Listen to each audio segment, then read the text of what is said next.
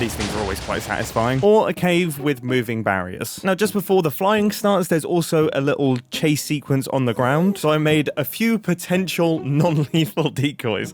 The first one is little pop-up gold towers, which would have distracted the piglins. Or, in a similar vein, a little gold vault that the piglins get distracted by, go inside of, the door closes, and then a muffled explosion is heard. Again, none of this stuff really made it into the movie, but it was very, very fun to work on. I think now's actually a good point to potentially talk about scale, because as you can see, a lot of the things that I'm constructing here aren't massive. These aren't mega builds, and that's kind of by design. When I was getting the storyboards and when I was speaking with Jared, a lot of the builds in this movie are kind of based around the idea of a dedicated Minecraft player's personal survival world. There's nothing absolutely gargantuan in this. There's nothing that looks like it's taken a build team months to create.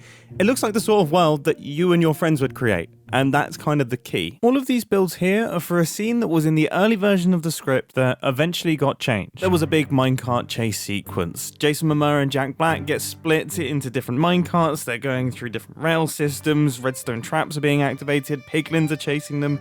It's all incredibly dramatic. As I say, that scene got massively changed throughout the script writing process, but I do still have some of the original builds. We've got a fairly conventional minecart rail collapse, some TNT minecarts being dispensed and traveling alongside the minecarts before eventually exploding.